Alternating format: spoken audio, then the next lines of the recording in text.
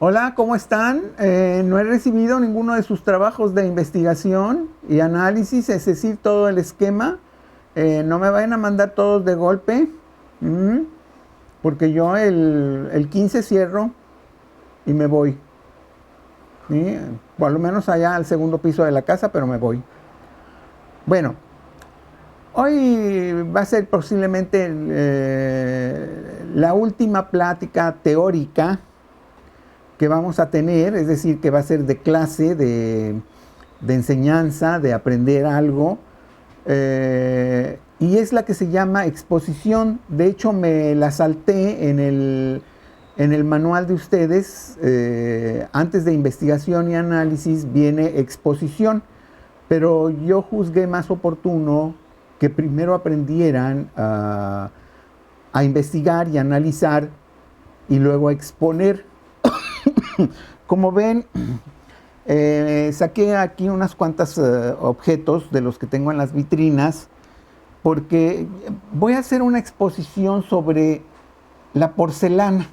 Estaba pensando cómo llamarla y para hacer un título interesante, eh, por ejemplo, cómo adquirir porcelana y no morir en el intento. Mucha gente no sabe comprar porcelana o no sabe qué es lo que hay que observar para adquirir una porcelana. Muchas personas piensan que hay que pagar 100 millones de pesos por un jarrón o no sé qué cosa. Sí, hay algunos jarrones que valen eso, pero son unos cuantos y la verdad es que están en los museos y los compran personas como el cuate este de Microsoft o don Carlos Slim o esas personas que tienen mucha lana, ¿no? Nosotros los simples mortales pues vamos, no sé, a bazares o inclusive vamos a Liverpool o al Palacio Hierro que también tienen buena porcelana. Inclusive aquí en Tampico, en las novedades, yo he visto que tienen algunos objetos de porcelana de cierta calidad y que son interesantes. Eh, para empezar, déjenme hacer una pequeña historia sobre la porcelana. Recuerden que estoy tratando de darles un ejemplo de cómo hacer una exposición.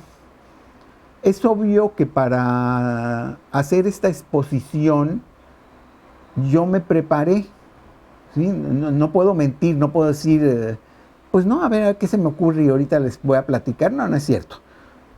Sé muy bien lo que tengo aquí al frente, sé muy bien lo que es la porcelana, sé muy bien su historia, etcétera, etcétera. Entonces, déjenme compartir un poquitito, muy poquito, porque no los voy a aburrir, nada más quiero darles el ejemplo eh, de lo que es la porcelana o por qué a mí me gusta la porcelana o qué es lo que hay que ver en la porcelana para adquirirla. Les decía que lo primero que tenemos que saber cuál es el origen de la porcelana. El origen de la porcelana es muy, muy antiguo, más de 3.000, casi 4.000 años, en China. Eh, de hecho, la única porcelana que ustedes pueden adquirir que tenga más de 2, 3.000 años, necesariamente va a ser China. ¿Sí? Si les están vendiendo por ahí una porcelana francesa de hace 2.000 años, mienten, no hay nada de eso. No existe eso. O peor aún, una porcelana mexicana de hace 1.000 años, no es cierto, tampoco existe. Así que ahí ya luego resolvemos ese problema. La porcelana, la muy antigua, es básicamente de China. Y puede ser también, sí, de Japón, puede ser de Corea, Vietnam, de algunos de estos otros países que están en esa área.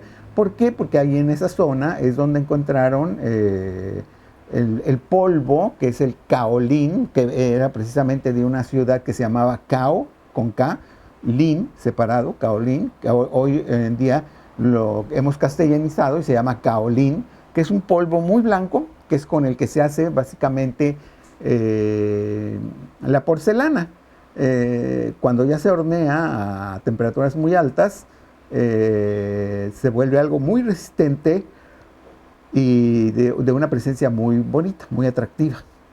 Bueno, ese es su origen. Durante mucho tiempo ellos tuvieron el monopolio, no como tantas cosas. Les recuerdo que ellos también durante mucho tiempo tuvieron el monopolio de la pólvora y de otras cosas.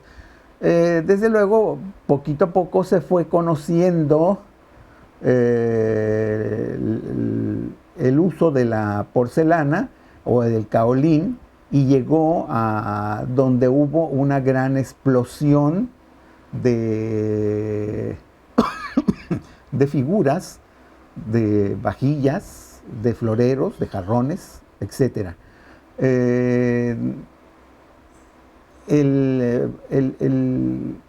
secreto de cómo hacer la porcelana, les digo, llega a Europa, y en Europa, desde luego, todo el mundo quería tener una escultura, ¿sí? Pero pues las esculturas eran muy caras, porque un escultor hace una escultura y ya, y te va a cobrar por esa una cantidad de dinero.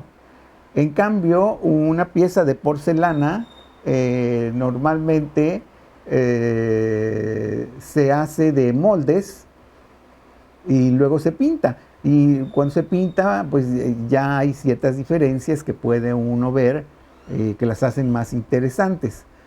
En los otros países, básicamente, tendríamos que buscar cerámica o barro. Por ejemplo, aquí en México, nosotros tenemos ejemplos de cerámica, de barro cocido, entre los olmecas. Esa sería una cerámica de casi 3.000, 3.500 años de antigüedad, y tal vez, o mejor, hasta un poco más. Yo no me atrevería a decir que más, porque no lo conozco. Puse aquí como ejemplo una pequeña piececita que posiblemente sea del Valle de México, y sea más o menos de 1000 a 1100, o tal vez un poquito más vieja, pero el chiste es que tiene como unos 2500, 3000 años esta piececita, muy bien hechecita. Según yo, aún conserva por ahí algunos rastros de pintura. Sé que es de allá por los alrededores de la Ciudad de México. De ahí es de donde lo sacó un cuate que me lo regaló, porque sabe que a mí todas estas cosas me gustan, y bueno, pues me lo obsequió y yo se lo agradecí mucho, ¿no? Le dije, descuida que lo voy a cuidar como no te imaginas. Y tan lo he cuidado también que lo tengo en mis vitrinas. Cuando vengan a ustedes aquí a la casa, van a ver que está en una vitrina. Jamás lo van a ver ahí donde todo el mundo lo pueda tocar. Bueno, esos son el barro, la cerámica de acá de México. También Perú tiene una cerámica muy antigua y muy interesante, por cierto, muy, muy interesante. Ahí en el Museo de las Culturas de la Ciudad de México podemos encontrar varios ejemplos, ¿no? Y desde luego, pues el ir a Perú y ver a Machu Picchu y algunas otras ruinas, y en sí las ciudades coloniales de ese gran país, ya con eso es suficiente, ¿no? Bueno, aquí en América es México y básicamente Perú los que tenemos las cerámicas más antiguas, aunque eso no quiere decir que no haya rastros en Chile o en Ecuador o en Colombia o inclusive en Guatemala, Honduras, El Salvador, porque ahí estaban los mayas, que haya alguna cerámica antigua, pero porcelana no. La porcelana aquí llega con los españoles allá por el 1500 y tantos, pero ya me estoy adelantando mucho. Había dicho yo que los europeos ya conocían la porcelana china, pero no conocían el proceso de cómo hacer la porcelana. Hasta que pues, alguien se robó la fórmula, o finalmente dieron con la fórmula y empezaron a crear porcelana. Hoy en día la porcelana europea goza de una enorme fama, tanto la contemporánea, es decir, la porcelana actual, como la porcelana muy antigua. La que es muy antigua, obvio, esa alcanza precios estratosféricos. Estratosféricos, esa es la palabra. Pero bueno, o sea, yo sé que todos ustedes han oído la marca Lladró, pero de la misma marca Lladró hay así de ese tipo de porcelana que es muy significativa, porque la identifica uno con España. Hay otras factorías que también hacen porcelana, pero a un precio más accesible, como Nadal o en fin, 2 o 3 marcas más que se pueden adquirir y hacen cosas muy, muy interesantes. Siguen construyendo, siguen fabricando. Meissen, los ingleses también fabrican algún tipo de porcelana y cerámica muy bonita. Los italianos, ni qué decir. Los alemanes, sin duda alguna. Los polacos, los austriacos, todos ellos tienen una porcelana muy interesante, y las hay desde muy populares. Cuando digo muy popular, no sé, que una pieza les pueda costar unos 500 o 800 pesos. Bueno, no es algo así que tenemos que vender la casa para comprarlo, ¿no? Sino que podemos comprar una figurita así. Alguien me va a decir, bueno, ¿para qué necesitamos una figurita así? No, pues no la necesitamos, ¿sí? Tampoco necesitamos tener 3 suéteres, y sin embargo tenemos 3 suéteres, ¿sí? Bueno, esa es la manera de nuestra vida hoy en día. Total, que ya tenemos la porcelana en Europa, y en Europa inician inmediatamente a producir, no sé si a gran escala, pero sí a producir mucho la porcelana, que la mayoría de lo que tengo aquí, no sé si se ve ahí en la cámara, pero en su gran mayoría es porcelana. No todo es porcelana. Ahorita vamos a ver, y ahorita les voy a decir más o menos para que sepan cuál es la diferencia entre una y la otra. Desde luego la cerámica es mucho más barata, la porcelana siempre es más cara. Curiosamente, la porcelana, aunque se trabaja muy delgadita, es más resistente que la cerámica. Bueno, ¿por qué tiene este éxito la porcelana? Bueno, pues por lo que les decía al principio, uno puede, no sé, adquirir una pequeña escultura, de la cual seguramente, como esta, han de haber hecho unas 1000 o 2000, ¿sí? Y entonces no es lo mismo que si el escultor hubiera hecho una sola, y por decir algo me lo hubiera dado en 100,000 pesos. Bueno, esta que hizo 10,000 o 20,000, pues no sé, finalmente me va a costar como 1,200 pesos, algo así, que, bueno, pues esto sí yo lo puedo comprar, ¿verdad? Este es un caballero. Esto no es antiguo.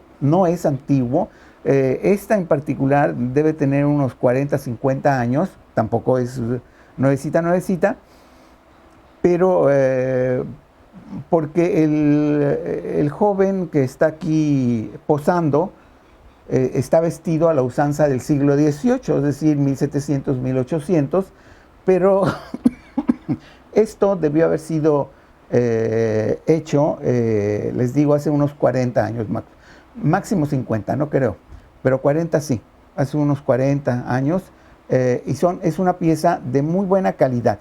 ¿En qué notamos nosotros la calidad? Bueno, por ejemplo, vean la cara. Es una cara definida, todo está pintado a mano. En este caso, noten cómo no brilla. O sea, esta porcelana que no brilla se llama biscuit, como el bisquete, se llama biscuit. Déjenme ver, aquí tengo algo que está brillosito. Mira, aquí tengo una que está brillosita. Esta está brillosita, ¿ven? Esta es brillosita. Esta es de Capodimonte, Italia. Pero bueno, ahorita regreso ahí con todo esto. A ver si no hago yo un rompedero aquí de cosas.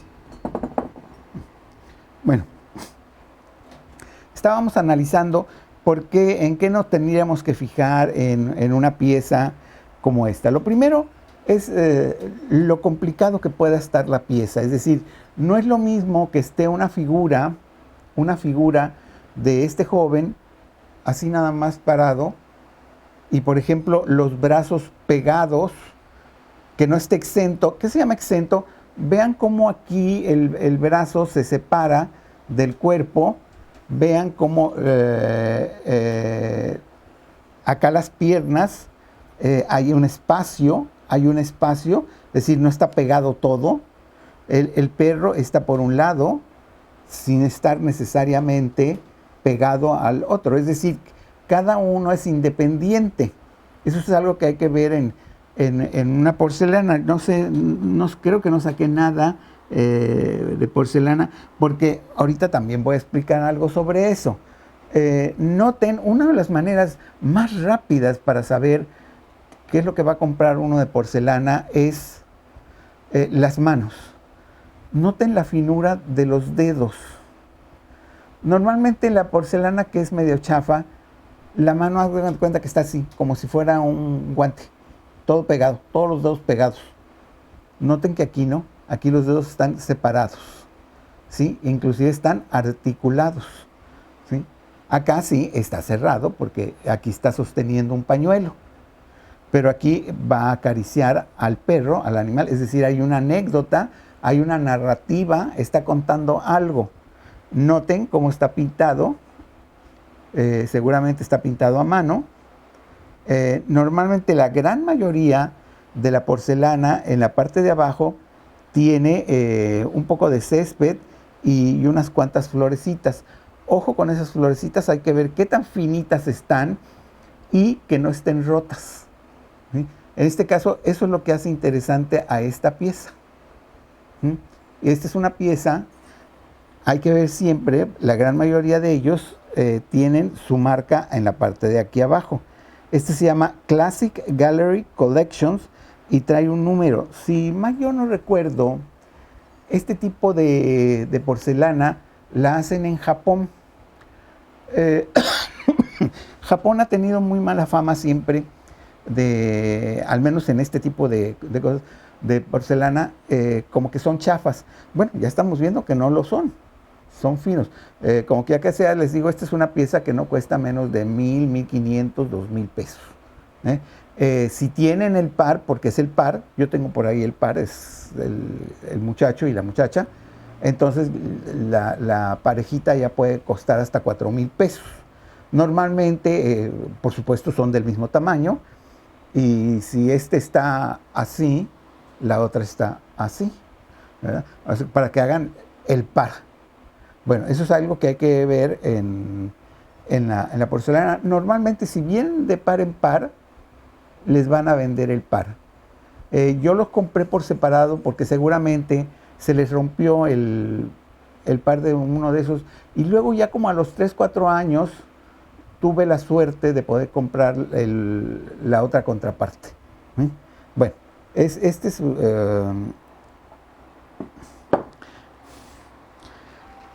Voy para atrás un poquito. Saqué este jarrón, es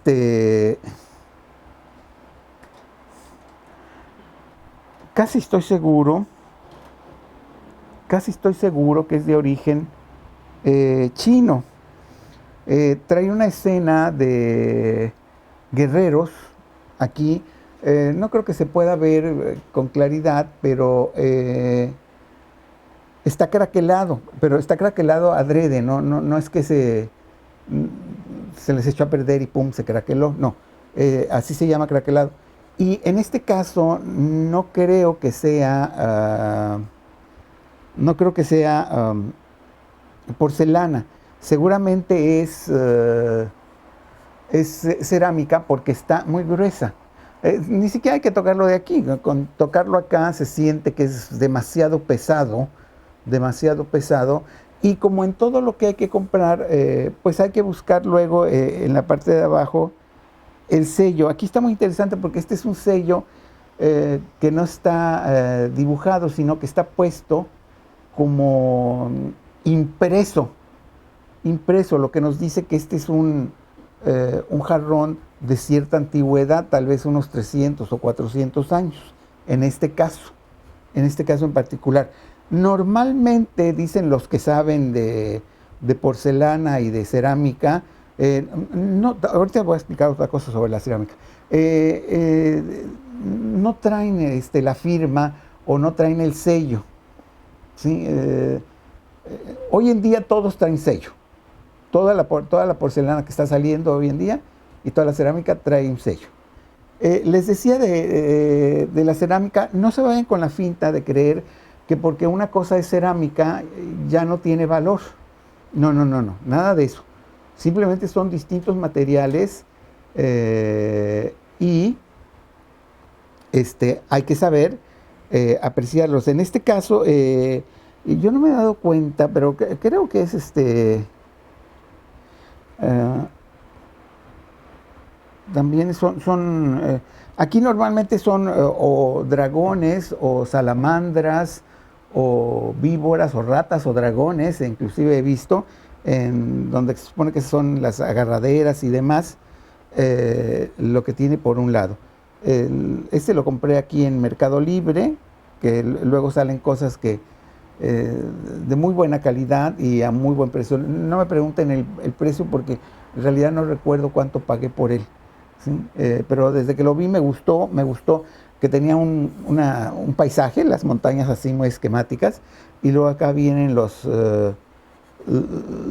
guerreros, que no son samuráis, sino que son, o quién sabe, no sé, tendría que ver.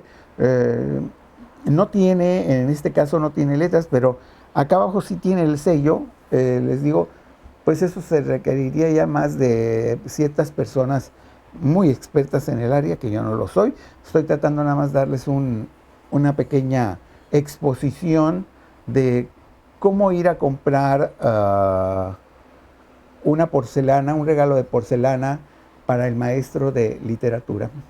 Bueno, voy a dejar esto a un lado. Déjenme hacer de una vez aquí esta taza salió en el catálogo de Avon del año pasado. Si mal no recuerdo, me costó 40 pesos, algo así, ¿sí? Y me van a decir, bueno, ¿qué está haciendo ahí esa cosa ahí? Pues está aquí porque seguramente con el tiempo este tipo de taza se va a volver objeto coleccionable. ¿Por qué? Por la forma de cómo está la vaquita. Me acuerdo yo que ese catálogo, todo venía con vaquitas, los platos con vaquitas, el plástico con vaquitas, y sacaron esta taza que tenía la vaquita y se me hizo sumamente original. De hecho, yo he comprado varias cosas de este tipo así en Avon. Hay otra de un gato por ahí que me gustó mucho, nada más que ese es cristal, que también lo compré. En ese sentido, como una colección de una taza que seguramente en el futuro van a ser muy buscadas por la rareza, por la curiosidad de lo que son. Desde luego, esto de aquí es cerámica, no tiene, de porcelana no tiene nada, ¿sí? Y bueno, les hago notar el precio, que no fueron ni 50 pesos. Entonces podemos iniciar una colección de otras maneras. Si no necesitamos tener 100 millones de pesos en el banco para iniciar una colección. Hay que nada más, Bueno, continúo. Aquí tengo dos piezas muy interesantes. Las dos son de Dresden. Porcelana de Dresden, Alemania. Si ustedes no recuerdan, ¿qué cosa caracteriza? La porcelana siempre se caracteriza por algo, por alguna peculiaridad. La porcelana de Dresden se caracteriza porque las figuras normalmente tienen que es como tul, que de hecho es tul, pero este tul lo remojaban en porcelana. Entonces comprenderán que esto es algo sumamente frágil. Pero en este caso tiene la peculiaridad de que es de antes de la guerra, es decir, seguramente fue hecho en los años 30. Les recuerdo que los aliados destruyeron la ciudad de Dresden sin ningún sentido, porque no había ni ejército, ni fábricas de armamento, ni nada. Simplemente ya lo destruyeron porque quisieron. Y claro, desde luego mataron a un montón de gente que no tenía nada ni nada. En el caso de esta figurita, sabemos que es de Dresden porque acá viene el escudo de Dresden, y en este caso dice Dresden, pero normalmente son así como dos espadas cruzadas. Pero esta tiene también, si ven bien, el peinadito de la danzarina, son peinaditos de los años 30, pero tiene esa peculiaridad de que es de Dresden, esa ciudad que fue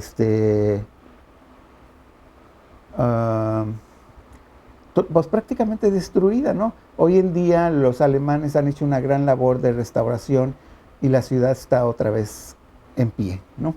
Bueno, este es Dresden, este también es Dresden. Este es Dresden, pero brillosito. ¿Ven que brilla? ¿Sí? El